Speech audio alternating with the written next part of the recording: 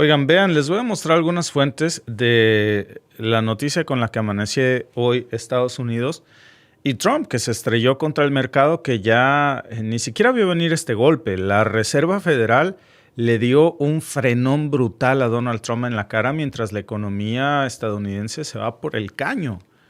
Es un golpazo brutal. Les estoy mostrando demasiadas fuentes que están hoy hablando de esto, que es impactante porque de alguna manera Trump quiso dejar ciega a la Fed, a la Reserva Federal, a quien se supone que controla la política monetaria de los Estados Unidos, quiso pues taparle los ojos para forzarla a bajar las tasas de intereses como si fuera su títere. Y pues lo que consigue al final del día Trump es hundir a Estados Unidos en este problema con el que amanecen hoy, y obtuvo exactamente lo contrario, porque al fin vemos a un Donald Trump que queda expuesto, a un Trump que queda solo, y el mensaje que es clarísimo, que cuando todo se vuelve niebla, pues no se pisa el acelerador, lo que tienes que hacer es frenar, es manejar con más precaución. Así funcionan las tasas de interés. Y lo que Trump quiso hacer en una carretera en la que no se ve nada, porque no hay claridad en los mercados, es acelera. Baja las tasas de interés, es como pisa el acelerador. Oye, no sé si hay una curva o un barranco, tú dale. Y lo que vimos fue un frenón. Un frenón que vino justo después de que Trump intentara manipular los datos económicos del país, sobre todo durante el cierre del gobierno, pero pues el mercado no perdona. No perdona y ya se está hundiendo en cámara lenta. Miren, vamos por partes porque esto es más grave de lo que parece. Lo que pasó, y para decirlo de una forma muy sencilla, ¿cómo llegamos a este escenario desastroso, a pues fíjense nada más, viernes de Halloween, al final, viernes de terror en los Estados Unidos? ¿Cómo llegamos a este vaya viernes de terror hoy en Estados Unidos en los mercados? Bueno, pues el presidente Donald Trump aprovechó este shutdown, el cierre del gobierno federal, para desconectar a propósito la Oficina de Estadísticas Laborales. Acuérdense que nosotros les dijimos que ese era su plan desde el primer momento en el que cambió al jefe de la Oficina de Estadísticas, que es básicamente el área que entrega los datos más importantes sobre la inflación. ¿Cómo saber si Estados Unidos tiene inflación, desempleo, salarios, consumo, si aprovechando la excusa del shutdown cerró todos estos datos? O sea, quiso dejar ciega a la Fed. Quiso que la Reserva Federal pues no supiera qué está pasando en Estados Unidos. Fingir que todo está bien. La cosa es que esos datos los necesita para decidir si sube o bajan las tasas de interés. Y esa jugada es directa porque sin datos oficiales, la Fed pues va a estar a oscuras, no va a tener brújula. Repito, es como manejar en un día nublado, ¿no? ¿Y qué va a pasar? Pues que van a obligarlos a cortar tasas a ciegas. ¿Cuál era la lógica de Trump? Forzar una bajada de tipos de emergencia, meterle esteroides artificiales a la economía estadounidense y hacerla parecer saludable justo antes de las elecciones, aun cuando supiera que después de eso va a ir a dar el ranazo, ¿no? Y se fue de manos, porque aunque la Fed no tenía sus herramientas clásicas para decir, a ver, cómo está la inflación, cómo está el desempleo, para yo saber cómo le vas a prestar a alguien, se las pongo así, cómo el banco te va a dar una tarjeta de crédito si no le das primero cuáles son tus ingresos, en dónde trabajas, a quién le debes, qué tan buena paga eres, de entrada si tienes trabajo. Bueno, así con la Fed. ¿Cómo va a recortar tasas si no tiene estos datos? Y entonces la Fed lo que hace es agarrarse de lo que puede. ¿Cómo? Fíjense nada más. Increíble. Esto no había pasado en los Estados Unidos, ¿eh? Resulta que la Fed agarra datos de Adobe, agarra estadísticas internas regionales, agarra informes de empresas privadas. ¿Saben cómo cuál? ADP. Les decía yo el otro día, si ustedes tienen una nómina aquí en Canadá también se da mucho y en Estados Unidos, que tu recibo de nómina, tu talonario, que tienes una app y te llegan por correo, ya es electrónico y dice ADP. Bueno, pues son estas empresas grandes que manejan nómina. hacen la dispersión.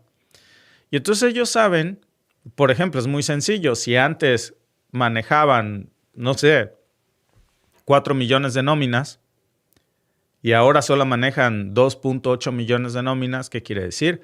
Pues que se recortaron 1.2 millones de empleos. ¿Dónde quedaron esos empleos?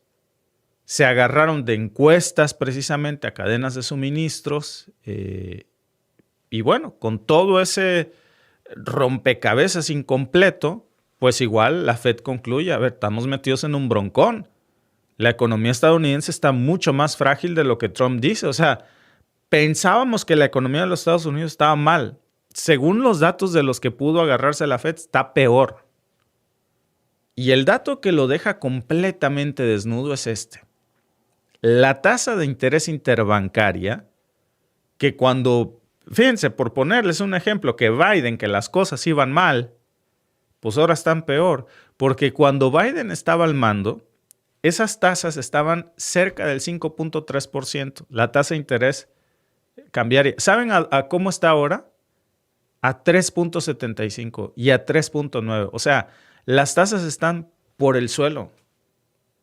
Entonces se supone que esto estaría siendo un incentivo para la economía, ¿no? Para que la gente agarre créditos, se endeude. Ni así se levanta. Ni con tasas bajas hay crecimiento. ¿Qué quiere decir eso? Pues que el problema no son los intereses. Fíjense, por cierto, ayer el Banco de Canadá aquí acaba de recortar las tasas de interés, le dio otro recorte más de 0.25, creo que ya están en 2.5 las tasas de interés. Una chulada. Una chulada, porque si quieres comprar una casa, por ejemplo, aquí en Canadá, esa es tu tasa de interés, 2.5. No sé cómo andábamos en México, pero ya la última vez que lo vi, déjenme averiguar porque es bueno saber, ¿no? Tasa hipotecaria en México, a ver a cómo anda en estos momentos. Anda en 9.5 y 11.8, ¿no? Entonces, para que tengan una idea, 11.8 interés. Comprar una casa por acá, 2.5. Entonces, eso es un buen incentivo. El problema es que en Estados Unidos, a pesar de que están en 3.9, la gente no compra. ¿Qué quiere decir? No es que la gente no se anime a comprar porque la tasa de interés sea alta en Estados Unidos.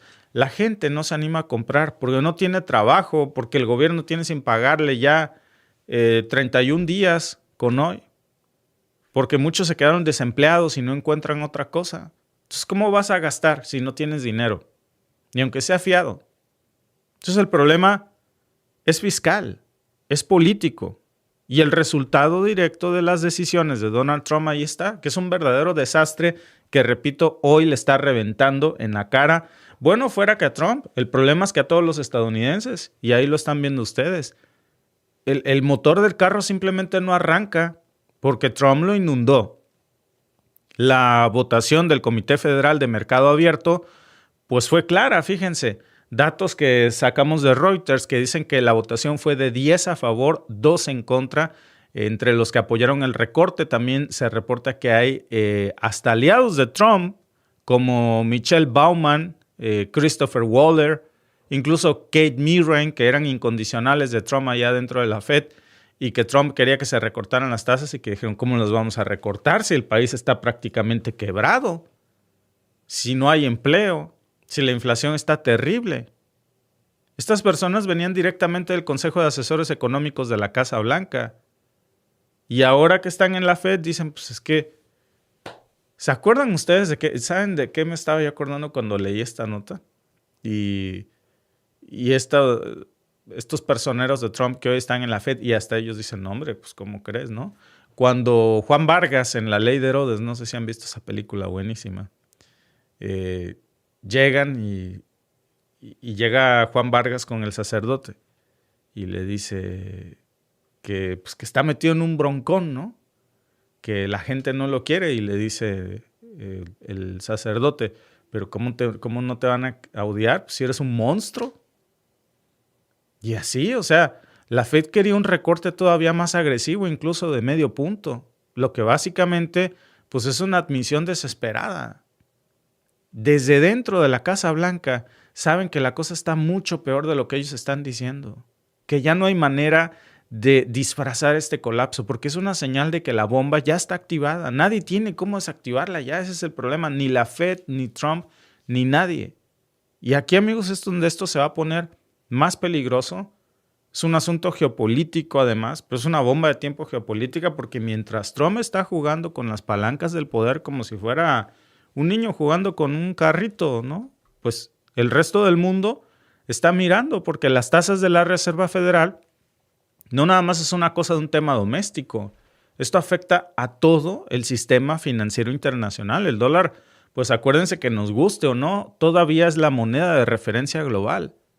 Y si la Fed empieza a mover las tasas sin datos, a ciegas, sin transparencia, sin respaldo, pues entonces va a desatar una cadena de desconfianza que va a arrastrar bancos centrales, ¿eh? De hecho, ya hay señales de tensión en mercados emergentes. El Fondo Monetario Internacional, ya en el corte que saca en septiembre, decía y ya advertía que los movimientos desordenados de la Fed, de la Reserva Federal, pues lo único que van a hacer es provocar salidas de capital de países del sur global y un repunte de la inflación importada. O sea, todo por el intento de Trump de usar al Banco Central como una herramienta electoral. Y lo más peligroso de todo esto, pues, es que Trump está tratando de controlar los tres pilares de la economía de los Estados Unidos al mismo tiempo, que no debería, porque si algo nos había querido enseñar el capitalismo, es que esto no se hace según las reglas de los Estados Unidos que impuso al mundo, que es la política fiscal, la política monetaria, sobre todo, que es algo que no se había visto, ¿no? Trump controla los datos, Trump controla la política fiscal y Trump controla la política monetaria. Eso es una narrativa. ¿Qué credibilidad puede haber en esto? Un dato importante. La Fed, la Reserva Federal, cuando decimos Fed hablamos de la Reserva Federal, de quien controla la economía, pues la política monetaria de los Estados Unidos, existe desde 1913. Y la razón por la que se creó fue precisamente para hacer algo muy independiente del poder político de los Estados Unidos, muy independiente del presidente de los Estados Unidos. Es algo que el presidente no controla, ni el Congreso, ni el Senado, es esa parte. Pero ahora Trump quiere decidir cuánto dinero se imprime, en qué se gasta, y además quiere controlar la narrativa sobre que supuestamente su economía va muy bien. ¿Y cómo lo hace? Pues ocultando los datos reales, que hablan de que no va bien, va terrible. Ese es el tipo de esquema, amigos, que ya vimos en muchos otros países. Turquía, por ejemplo, cuando Erdogan despidió a 3 presidentes del Banco Central en menos de 2 años porque se negaban a bajar las tasas. ¿Y cómo acabó eso? Pues fui el año pasado, como ustedes saben, a Estambul, y sacabas un rollo de billetes y decías, debe tener mucho dinero, ¿no? Curioso porque casi nadie quiere la moneda turca, casi todos prefieren euros. Entonces traes un montón de billetes que al final del día pues no valen mucho. No valen mucho. Miren, no les miento, al final del día, aquí tengo mi cartera, me tuve que regresar con liras turcas. Aquí tengo de todo, miren, aquí tengo unas liras turcas bellas, porque pues nadie las quiso, ahí se las va, vamos a ponerlas aquí, ahí está la lira turca. Pero por cierto también, miren, un abrazo a mi bellísimo Venezuela, que aquí tenemos unos cuantos bolívares, ojalá se recomponga muy pronto los bolívares. En fin, por cierto, 2 ejemplos muy buenos, del problema que puede partir. Bueno, el tema de los bolívares, ese es un problema mucho más complejo, ¿no? Mucho más complejo. Y por supuesto, no podía faltar el superpeso, miren, aquí está. Sí, ahí está, el superpeso mexicano, ¿no? Que Trump le está metiendo pie, esa es la realidad. Pues a millones de personas, con nombre, con apellido, y que ahora durante el cierre del gobierno, pues no solamente se paralizaron oficinas administrativas, también se suspendieron pagos del SNAP, que son los vales de comida para familias vulnerables. Según datos del Center on Budget and Policy Priorities, que dice que más de 41 millones de personas en los Estados Unidos, imagínense, para ser exactos, 42 millones de personas dependen de esos cupones, de esas estampillas para poder comer. 1 de cada 4, por cierto, son niños estadounidenses que se están quedando sin comer. Pero a Trump, pues no le tembló la mano. Canceló los fondos del SNAP. Congeló salarios completos de trabajadores federales. Y lo hizo todo pues como parte de una estrategia para generar presión económica, para forzar las decisiones de la Fed. Y luego pues para venderse como El Salvador. Nada más que no le salió. Y no es la primera vez que Trump intenta manipular así el sistema. Acuérdense que la vez pasada que él era presidente, en el 2019, presionó públicamente a Jerome Powell para que bajara las tasas de interés. Y cuando no lo hizo como él quería, pues lo acusó de que no sabía qué hacía, que dañaba la economía estadounidense. No él, nada más que ahora Trump fue más lejos porque ahora desconectó todas las herramientas que la Fed utiliza para fijar sus tasas. O sea, lo que Trump hizo fue sabotear al dólar. Básicamente, sabotear al dólar. ¿Cómo llega gente que dice aquí? Información en la carta para zurditos llorones. Has de ser uno de esos amantes del capitalismo sin capital, casi ya divino. Bueno, pero no voy a decir, ¿no? Casi adivino que eres un seguidor de Milei. Te lo puedo jurar, vaya. Dime si no, Homer Simpson 4115. De esos que aman al capitalismo y no tienen un centavo en la bolsa. Defensores del capitalismo sin capital, pero odian a los zurdos. Y aman el cactus y lo abrazan. Y no te das cuenta que esa jodida situación en la que ahora Milei está exacerbando no es la salida ni la solución para los problemas tan terribles que tiene una distribución de la riqueza que es sumamente injusta.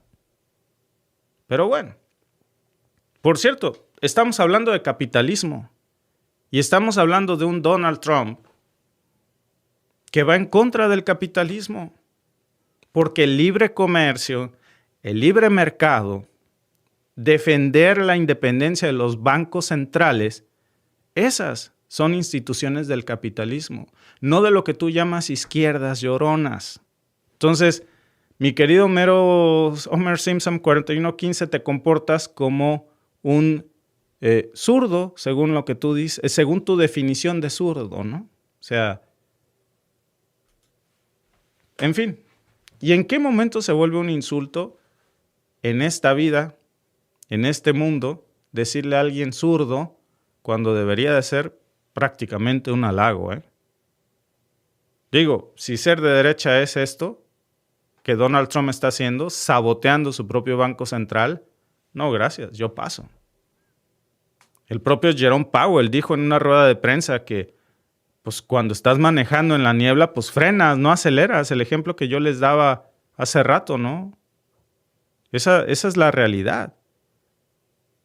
Y ahora la diferencia, pues es que esto ya los está golpeando en la cara a ellos. Esta manipulación está golpeando al dólar y a gente que ni la debe ni la teme. Gente que, pues, al final del día eran trabajadores, que no les importa si son de derecha o de izquierda, que lo único que quieren es vivir, poner comida en la mesa, y no regalada, no quieren estampillas del SNAP. Ellos quieren cobrar en su trabajo que hace 31 días que no les pagan porque hay un shutdown, que ellos no se explican por qué llevaban décadas trabajando en una planta ensambladora y ahora ya no. Granjeros que no se explican por qué antes eran ricos sembrando y vendiendo soya y ahora están prácticamente quebrados después de que China no les comprara 1 kilo de soya. Ni 1 kilo, vaya. Ayer vimos a un Donald Trump, antier, desesperado, yendo a los brazos de Xi Jinping a decir, cómprame soya, por favor, y te doy los descuentazos que quieras. Y cuando Donald Trump sabotea precisamente desde adentro su economía y encima oculta las señales del desastre, pues la Fed no va a poder hacer milagros. Y lo más irónico, amigos, es que esto pasa justo cuando Trump se prepara para su defensa ante la Corte Suprema por ese tema de los aranceles, que están a punto de caerse. que se calcula que impuso más de $1,000 millones en tarifas e importaciones. Más de 130 países afectados o productos de esos países. Los afectados son los estadounidenses que pagan al final, pues, el sobrecosto de esos aranceles. Y ahora el tribunal va a revisar si Trump tenía siquiera autoridad legal para hacerlo. La audiencia es esta primera semana de noviembre, la próxima semana ya la vamos a ver. Hay que estar atentos porque esto puede ser un golpazo para Donald Trump. Y mientras eso pasa, pues él se está lanzando a Europa a organizar estos shows mediáticos, a pedir ayuda, a fingir que él tiene el control. Se fue a Asia, pero el mercado ya habló. Y el golpe que recibió de los mercados esta semana, amigos, ahí lo tienen, no fue anecdótico. Este fue un golpazo. Y es el tipo de movimientos que disparan las alarmas en todos los centros financieros del mundo. Eso que están viendo ahí son señales de que los inversionistas internacionales no le tienen confianza a la economía estadounidense y están sacando su dinero de ahí. Están congelando proyectos, están elevando las tasas de riesgo de crédito y cuando eso pasa, el dólar se debilita. Y las tasas suben en consecuencia, es lógico. Y cuando las tasas suben, pues ¿qué pasa? Que el acceso al crédito se vuelve más difícil o se restringe y la inflación se dispara. Es un efecto dominó.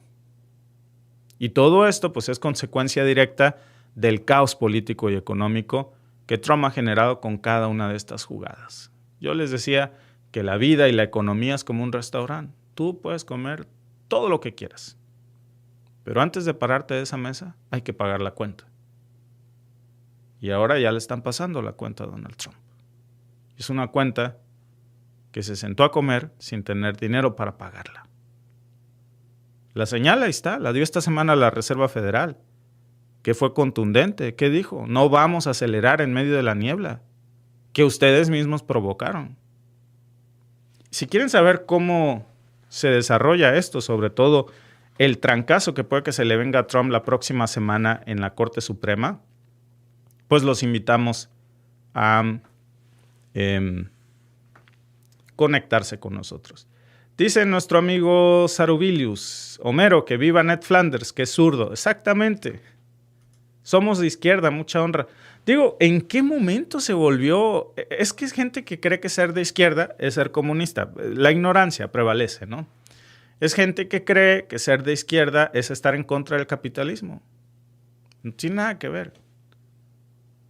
Y una derecha retorcida que cree que amar las políticas de Donald Trump, aunque sea gente desempleada, que vive de estampillas del gobierno o que vive de un gobierno que lo jode y que es un defensor del capitalismo sin capital, pues es cool. Y entonces cierran sus ojitos y se repiten a sí mismos, no soy pobre, no soy pobre, no soy pobre, tengo un carro que debo, por eso no soy pobre, no soy pobre, ni soy como esos zurdos. El problema es que un día has de abrir los ojos. Y te vas a dar cuenta que vives en el engaño.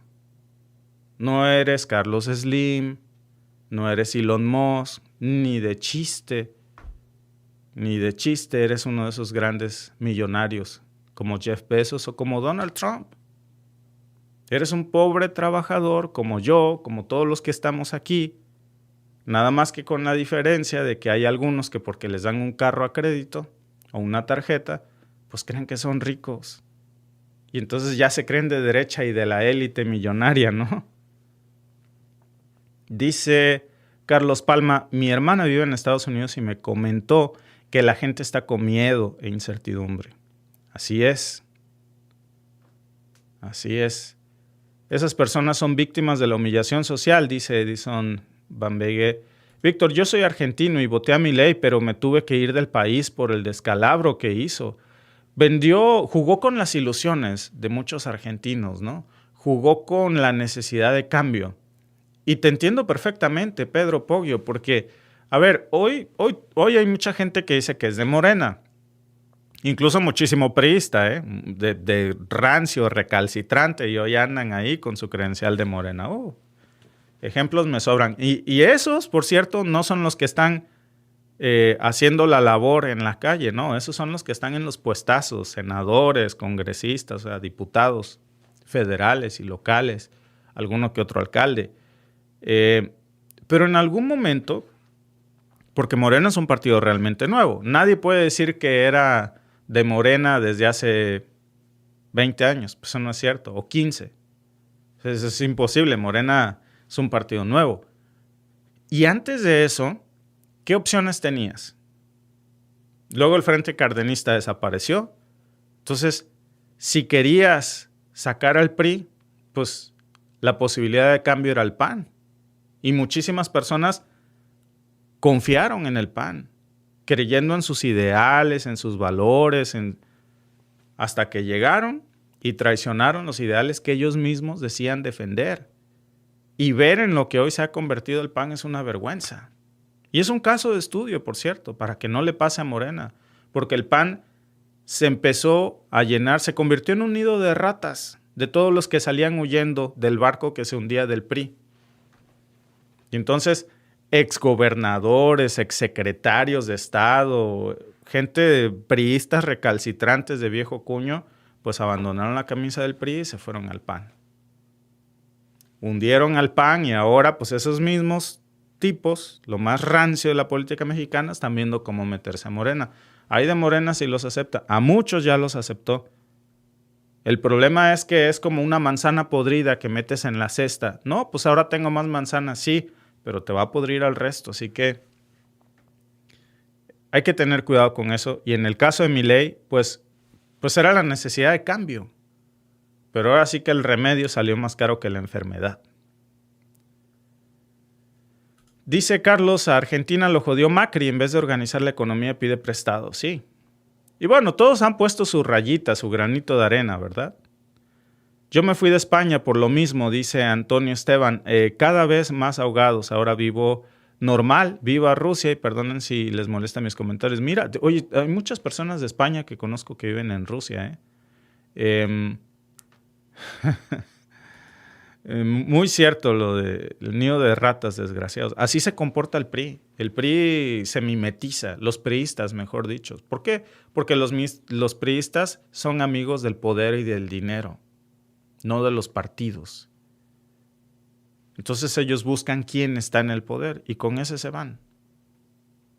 A mí eso es lo que me preocupa mucho de Morena. Cada vez veo más priistas que dices, bueno, pero ese no lo van a dejar entrar, si es de lo más sucio que tuvo el PRI y luego el PAN. Y ahora están. Eso es lo preocupante, ¿no? Díganme ustedes qué piensan en el chat. Porque así empezó el PAN, precisamente, y vean cómo acabó. Entonces todavía están a tiempo de corregir eso. Saludos desde Inglewood, California. Saludos hasta la bellísima California. Para mi amigo Mil Máscaras.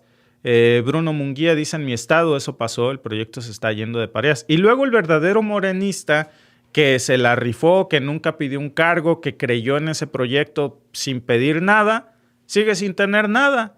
Y el otro que llegó cuando la mesa ya estaba servida, y por cierto, que antes era priista, que le dijo a López Obrador los peores insultos, viejo guango, ridículo, viejo loco, ahora ya están ahí, bien conchudos, con su camisita de Morena.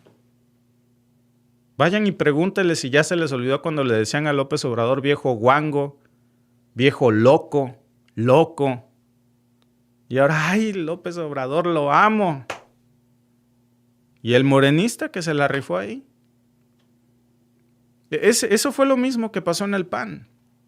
El panista que les quemaban sus carros, que los correteaban a pedradas, esos mismos priistas mapaches, para luego ver cómo el verdugo llegaba cuando la mesa estaba servida, ¿no?